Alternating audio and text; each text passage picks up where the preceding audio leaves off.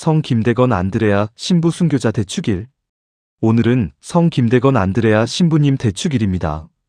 성 김대건 신부님은 1821년 8월 21일 충청남도 솔매에서 아버지 성 김재준, 이냐시오와 어머니 고 울술라 사이에서 태어났습니다. 그는 15세 때 공소를 순회 중이시던 모방 신부님으로부터 안드레아라는 이름으로 세례를 받았습니다. 이때 한국인 사제 양성에 관심을 쏟고 계시며 신학생을 물색하던 모방 신부님의 눈에 들어 모방 신부님과 함께 한양으로 오게 되었습니다. 모방 신부님은 다른 지망생인 최방재, 최양업과 함께 김대건을 마카오에 있는 외방선교의 집으로 보내게 됩니다. 감시가 삼엄한 의주 변문을 빠져나가 차가운 겨울바람 몰아치는 만주벌판을 지나 몽골을 거쳐 새소년은 갖은 고생과 긴 여행 끝에 중국 대륙을 거쳐 중국 남단에 위치한 마카오 도착했습니다. 마카오에 유학하는 동안에도 동료인 최방재 프란치스코를 말라리아 병에 걸려 잃어버리게 됐고 밀란이 일어나 필리핀으로 피신하는 고난을 겪기도 했습니다.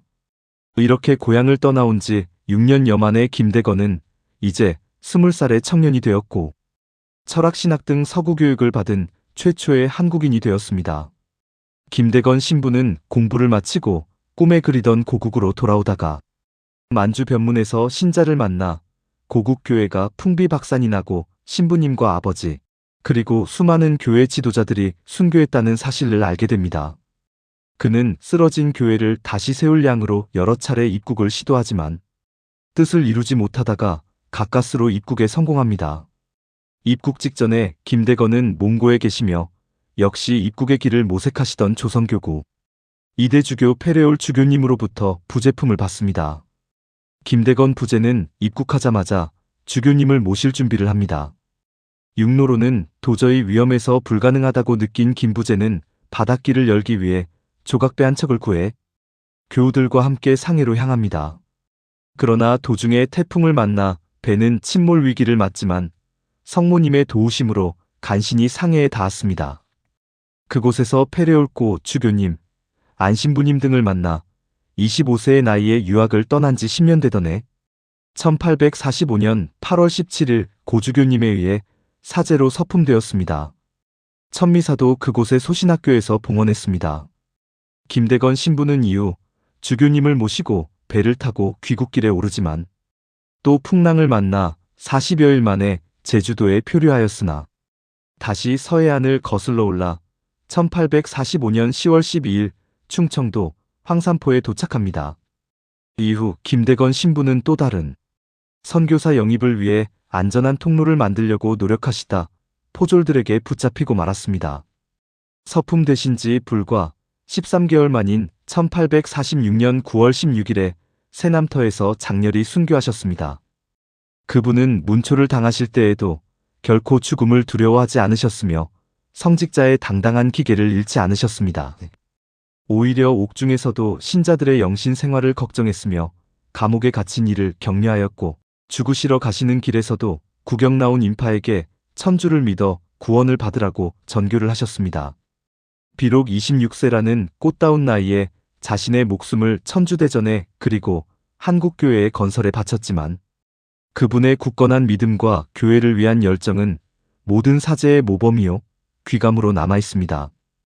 김대건 신부님의 축일을 맞이하여 그분이 우리에게 남겨주신 몇 가지 영성을 새겨보고 본받아야 하겠습니다. 첫째, 세상을 창조하신 하느님에 대한 효성입니다. 하느님에 대한 효성심은 김대건 신부님 영성의 핵심입니다.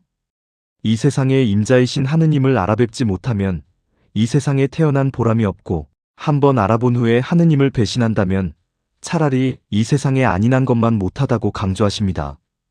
둘째, 순교 영성입니다. 김대건 신부님의 영성의 두 번째 기초는 당시의 박해를 영적인 전장으로 생각했다는 것입니다. 전통적인 그리스도교 영성이 이 세상을 악과의 전쟁터로 생각했었습니다만 박해라는 최악의 상황 속에 놓인 조선교회의 상황은 그야말로 전쟁의 긴박함이 극에 달한 것이었습니다.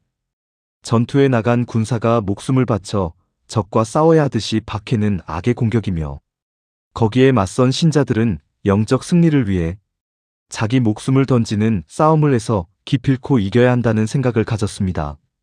순교야말로 적과의 싸움에 가장 확실한 승리라는 것이었습니다. 박해에 굴하지 말고 순교로 승리를 거두는 전장터가 바로 조선교회의 영성이요, 가야 할 길이라고 생각했습니다. 셋째, 뜨거운 성모 신심입니다. 김대건 신부님이 늘 의지하던 신심이 있다면 성모 신심이었습니다. 무모하리 많지 용감하게 행동하던 김대건 신부는 항상 모든 운명을 성모님의 도우심에 맡겼습니다. 쪽배 하나로 황해를 건너 중국을 넘나들 때 그는 태풍에 난파되는 위험을 겪었지만 그때마다 오로지 성모님의 보호하심을 간절히 청하며 기도하였고 덕분에 무사히 생還할 수 있었습니다. 이토록 성모님으로 무장한 군사의 모습을 우리는 김대건 신부님에게서 연상할 수 있습니다. 김대건 신부님의 추기를 맞이하여 우리도 신부님처럼 성모님의 신심으로 강하게 무장하여 이 영신의 전장터에서 성모님의 도움으로 반드시 승리하겠다는 자신감으로 신앙생활에 나가시기 바랍니다. 아멘.